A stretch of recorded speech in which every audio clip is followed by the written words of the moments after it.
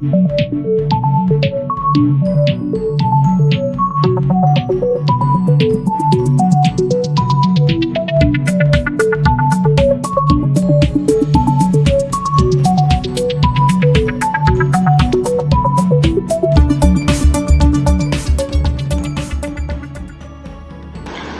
दोस्तों, मैं अमित कुमार स्वागत करता हूं आपका रोज पोस्ट स्किल्स में।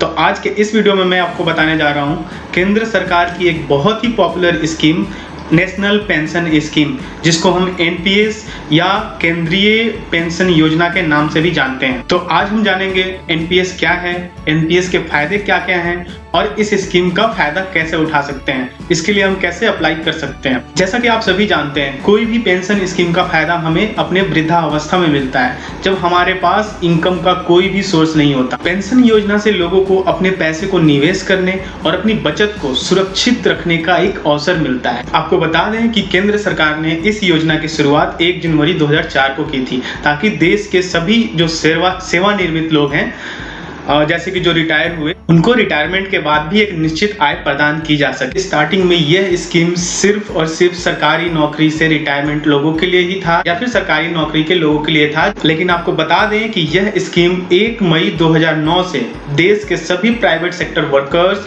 और देश के हमारे सभी नागरिकों के लिए यह स्कीम ओपन कर दिया गया, ताकि इस स्कीम का फायदा ज्यादा से ज्यादा लोग उठा सकें। जो लोग भी इस स्कीम का फायदा लेना चाहते हैं वो इस वीडियो को पूरा देखें, ताकि उनको समझ में आ जाए कि एनपीएस के लिए कैसे अप्लाई करना है और इसका फायदा कैसे लेना है। तो आइए देखते हैं कि इस स्कीम का फायदा कौन कौन उठा सकता है। यहाँ से पढ़िए, राष्ट्रीय पेंशन प्रणाली एनपीएफ में कौन भाग ले सकते हैं।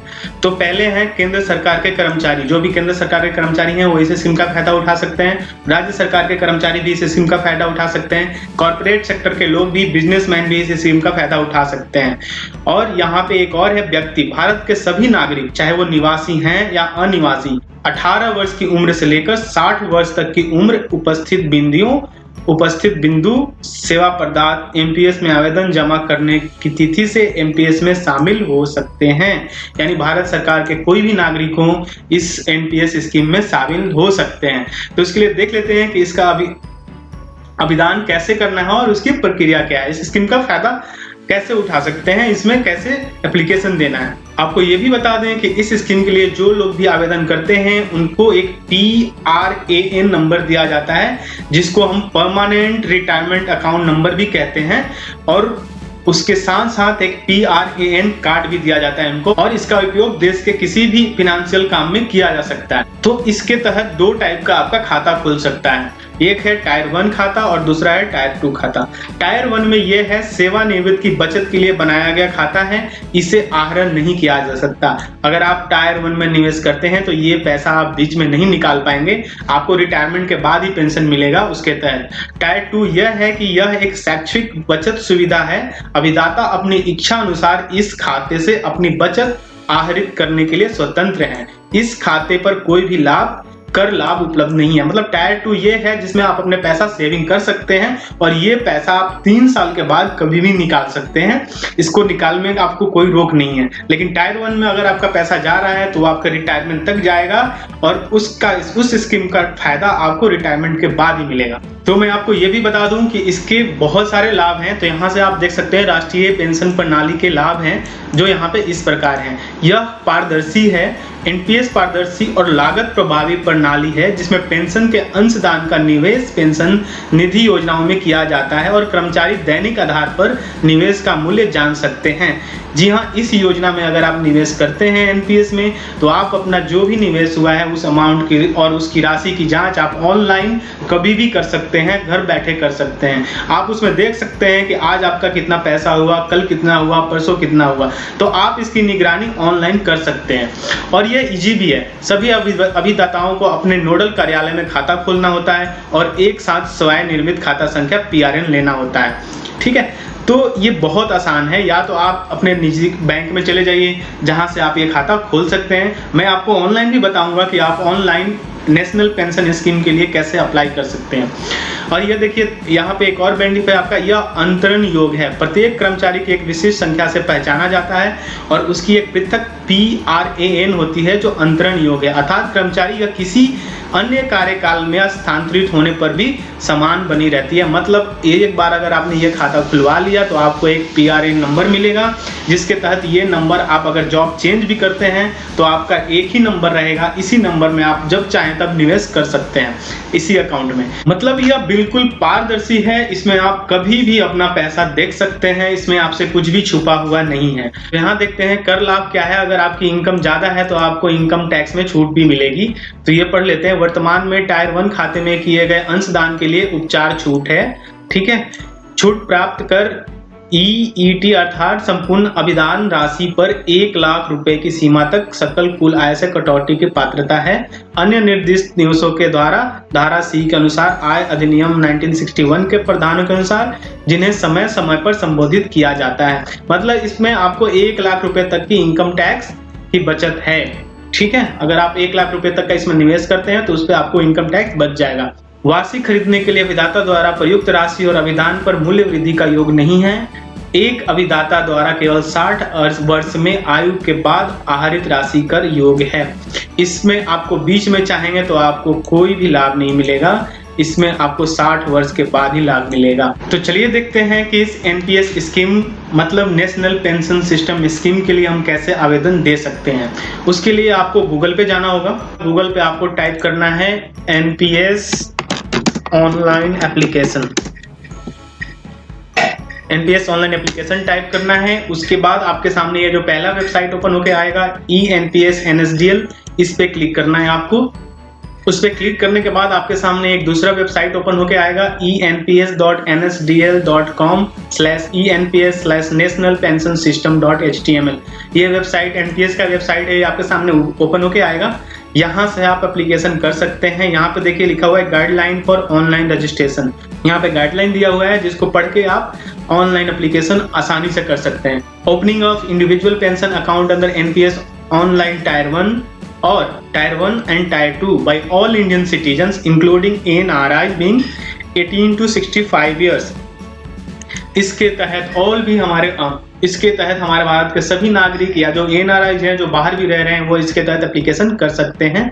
Making initial and subsequent contribution to your tier 1 as well as tier 2 account. यहाँ से आप कंट्रीब्यूशन भी कर सकते हैं, आप चाहें तो हर महीने इसमें पैसे भी जमा कर सकते हैं। हैव मोबाइल नंबर, देखिए इसके लिए आपको क्या क्या चाहिए। इसके लिए आपको मोबाइल नंबर चाहिए, ईमेल आईडी चाहिए एंड बैंक अकाउंट चाहिए जो नेट बैंकिंग फैसिलिटी जिसमें इनेबल हो। In case applicant select to open the individual personal account with PAN, the activation of the PAN is subject to KYC verification by the impelled POP. Name and address should be matched with POP record. Select by applicant during the registration process. या तो फिर आप इसका application अपने bank के through, जो registered bank हैं जो NPS में एप्लीकेशन देते हैं, आप बैंक जाइएगा, बैंक से पूछ सकते हैं कि आपको NPS अकाउंट खोलना है नेशनल पेंशन स्कीम का, तो आपका अकाउंट खोल के आपको दे देंगे। यहाँ पे देखिए fill up the mandatory details है, वो भरना है। यहाँ पे जो भी डिटेल आएगा, scan and upload your photograph, optional for Aadhaar. अगर आपके पास आधार कार्ड है तो आपको फोटो और सिग्नेचर अपलोड करने की जरूरत नहीं है, वो ऑटोमेटिक आपके आधार कार्ड से ले लेगा। मेक ऑनलाइन पेमेंट मिनिमम 500, पहली बार आपको 500 रुपए का इसमें जमा ही करने होंगे। In case subscriber enable to do e-sign, print the form, paste photograph and a fixed signature and submit the form to CRA।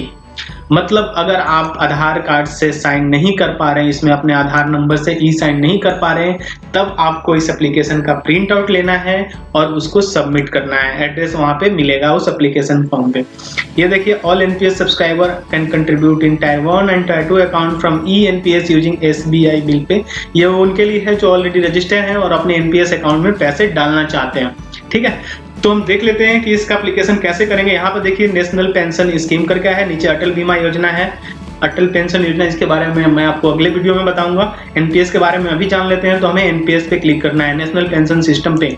तो यहाँ पे आपको देखिए 3-4 ऑप्शन है, यहाँ रजिस्ट्रेशन, कंट्रीब्यूशन, यहाँ टायर 2 एक्टिवेशन। मतलब टायर 2 एक्टिवेशन आपके लिए ऑप्शनल है, आप चाहें तो वो एक्टिवेट कर सकते हैं, नहीं भी कर सकते हैं, लेकिन टायर 1 अकाउंट आपको खोलना ही पड़ेगा। टायर 1 अकाउंट खोलने के बाद ही आप टायर 2 अकाउंट खोल सकते हैं। तो सबसे पहले हम रजिस्ट्रेशन पे चलते हैं, रजिस्ट्रेशन पे क्लिक करते हैं। रजिस्ट्रेशन पे क्लिक करने के बाद आपके सामने ये नया फॉर्म ओपन होके आ गया है। यहाँ देखिए न्यू रजिस्ट्रेशन, ठीक है। न्यू रजिस्ट्रेशन के लिए यहाँ पे देखना है एप्लीकेंट टाइप। एप्लीकेंट टाइप में आपको सिलेक्ट करना है इंडिविजुअल सब्सक्राइबर, मतलब आप अपने लिए कर रहे हैं, आप किसी कंपनी से नहीं है। ठीक है, यहाँ पे स्टेटस एप्लीकेंट में डालना है सिटीजन ऑफ इंडिया, जो पहले से यहाँ चेक्ड है। Non resident of India NRIs के लिए है, जो देश से बाहर रह रहे हैं। यहाँ पे आपको देखना है registered with permanent account number, यानी पैन नंबर से अपना रजिस्टर करना चाहते हैं। अकाउंट टाइप यहाँ पे है, आप चाहें तो एक बार में दोनों अकाउंट खोल सकते हैं, नहीं तो फिर आप सिर्फ टायर 1 अकाउंट ही खोल सकते हैं। ठीक है, यहाँ पे टायर 1 अकाउंट के लिए आपको डालना है, यहाँ पे आपका पैन कार्ड डालना है। पैन कार्ड डालने के बाद आपको यहाँ पे अपना बैंक सेलेक्ट करना है POP के लिए। जिस बैंक में आपका ऑनलाइन बैंकिंग है वो बैंक यहाँ पे आप सेलेक्ट कर लीजिए। ठीक है, बैंक का नाम सेलेक्ट कीजिए आप यहाँ से। उसके बाद आपको कंटिन्यू पे क्लिक करना है। Kindly ensure the net banking option is enabled for your account with the bank selected for making payment at the end of the registration process। मतलब लास्ट में जो आप पेमेंट करेंगे वो इसी बैंक से जाएगा, तो आपका नेट बैंकिंग इनेबल होना चाहिए। अगर नेट बैंकिंग इनेबल है तभी आप प्रोसीड करें, तो यहाँ पे हमें प्रोसीड पे क्लिक करना है। तो जैसे ही मैंने प्रोसीड पे क्लिक किया, ये देखिए मेरे पास क्या लिख के आ रहा है, the PAN enter by you already exist in the system, please check the details enter by you. मतलब मेरा पैन ऑलरेडी रजिस्टर्ड है और मेरा NPS अकाउंट है। जी हाँ, मैंने ओपन किया था ऐसे ही, तो मैं फिर से रजिस्ट्रेशन नहीं कर पाऊंगा। जिसके पास एक NPS अकाउंट है वो उसी NPS अकाउंट में कंट्रीब्यूट कर सकते हैं, वो चाहेंगे भी तो दूसरा अकाउंट नहीं ओपन कर पाएंगे। ठीक है, तो ये सारा प्रोसेस है जिसको फॉलो करके आप रजिस्ट्रेशन कर सकते हैं। बहुत ही ईजी है, आप एक बार ट्राई कीजिए। तो आपको कुछ भी प्रॉब्लम आया तो मेरे वीडियो में जाकर कमेंट्स कीजिए, मैं पूरी कोशिश करूंगा कि आपको हेल्प कर सकूं। होप कि ये वीडियो आपको काफी पसंद आया होगा। अगर ये वीडियो पसंद आया तो कृपया इस वीडियो को लाइक कर दीजिए और इस चैनल को भी सब्सक्राइब कर दीजिए, ताकि मैं फ्यूचर में कोई भी वीडियो अपलोड करूं वो सबसे पहले आपके पास पहुंचे। वीडियो को देखने के लिए बहुत बहुत धन्यवाद।